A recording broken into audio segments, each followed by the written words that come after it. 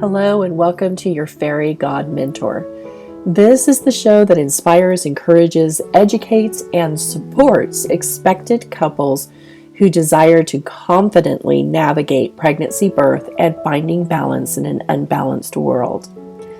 I am Angie Taylor, the mother of 9 with 2 degrees in natural health. I'm also a birth insider, knowing the ins and outs of the birth industry and all of the good, the bad, and the ugly. I've worked with expectant couples since 2003 in a variety of roles, including birth educator, birth doula, home birth midwife, breastfeeding support, and life coaching.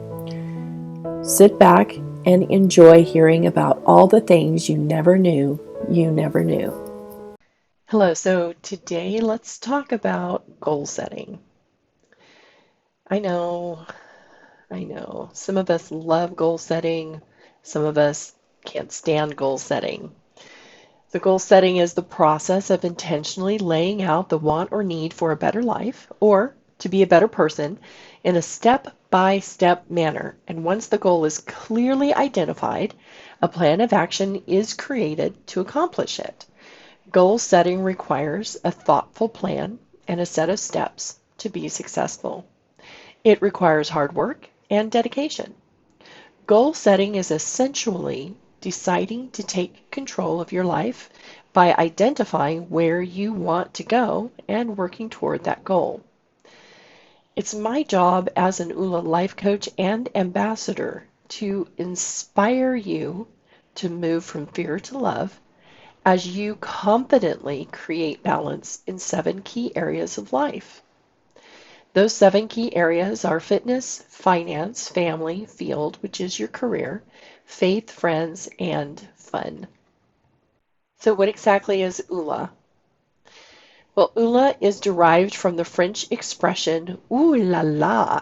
It is a state of awesomeness, a life that is balanced and growing in the key areas of health, finances, career, relationships, and well-being.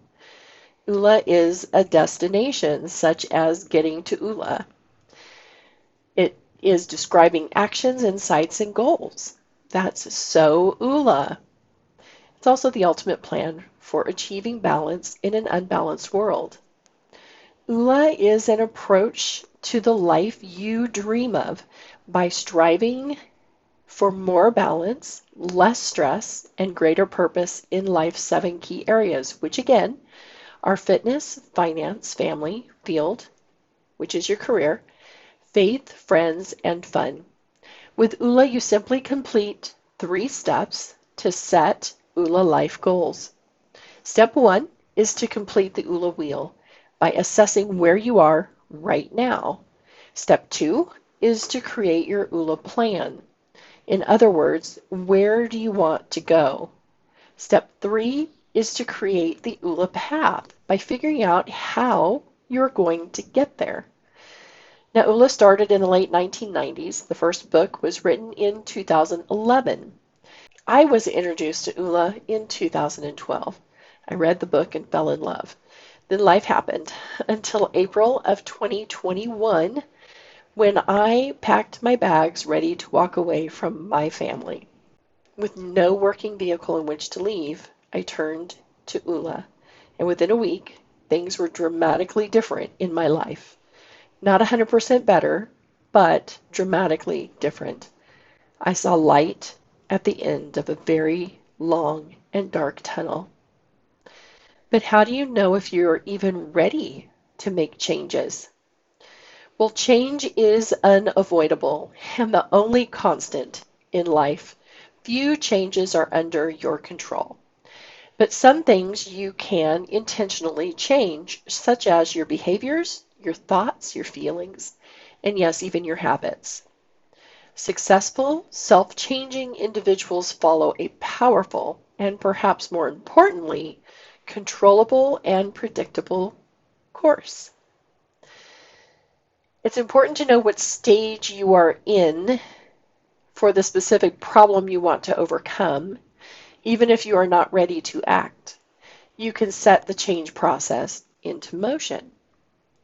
The key to successful change is to use the right strategy at the right time.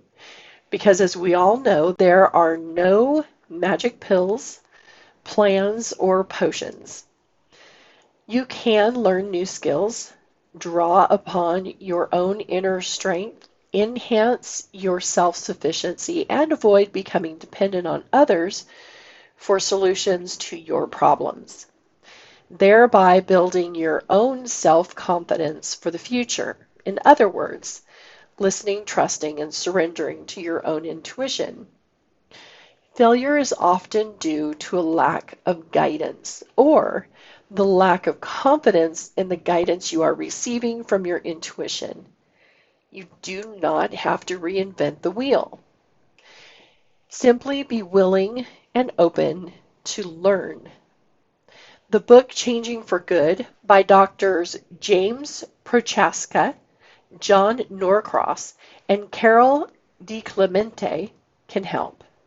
I am also available to help you as you explore where you are now and discover where you'd like to end up.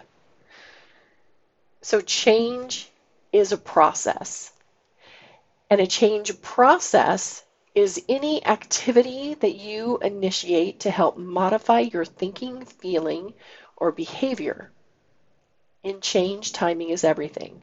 Now, when you change, understand that change unfolds through a series of stages. It is key to know what stage you are in for the problem at hand. If you aren't ready for change, you set yourself up for failure. If you spend too much time understanding your problem, you may delay taking action indefinitely. You cannot skip stages. Most successful self-changers follow the same road for every problem. So the 6 stages of change are pre-contemplation. There's no intention of change. You may even deny having a problem. You can't see it yourself. You'll resist the change. You don't want to be nagged by family, friends, coworkers about the problem. You may place the problem outside of your control or responsibility, so you blame others or other things. You may feel hopeless or demoralized. If you systematically take yourself through the stages of change, you can change.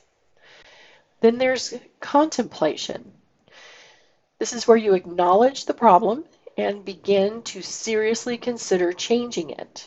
You know the goal, but you may not be quite ready to get there. Many people will remain stuck in contemplation for a very long time because of the fear of failure.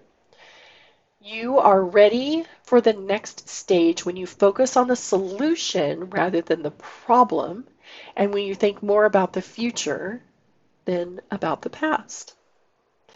Then you move into preparation.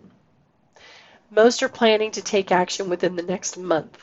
Important to now make public your intended change, but you may not have resolved your ambivalence. You may still need convincing. Plan carefully. Develop a firm, detailed scheme for action. Make sure you learned the change processes you need to carry you through to maintenance and termination. Next is action. Now you make the move for which you have been preparing. This requires the greatest commitment of time and energy. Changes made in this stage are visible to others and receive greatest recognition. Support is most needed in pre-contemplation and contemplation, and the crucial stages following action. Action is not the first nor the last step in the cycle of change. Next comes maintenance. This is where you work to consolidate the gains you attained during the action and other stages. This is where you struggle to prevent relapses or lapses. If you are not strongly committed to maintenance, relapse is inevitable. The last stage of change is termination, or the ultimate goal. Relapses are common, and most people go through various stages, not in a linear fashion, but more in a spiral. This feels like you're going in circles, but the circles are spiraling upward. Okay, so excuses are valid. Shame shuts you down. Recycle is probably a more accurate and compassionate term than relapses. Recycling gives you opportunities to learn. Where are you in the 6 stages of change? If you're in preparation and getting ready to make your action, then hiring a life coach will be very beneficial to you. Feel free to reach out to me. My contact information is in the description, or you can email me at angie@angietaylorfairygodmentor.com. Thank you so much for listening to today's episode. To learn more about me, your fairy god mentor, simply go to angietaylorfairygodmentor.com.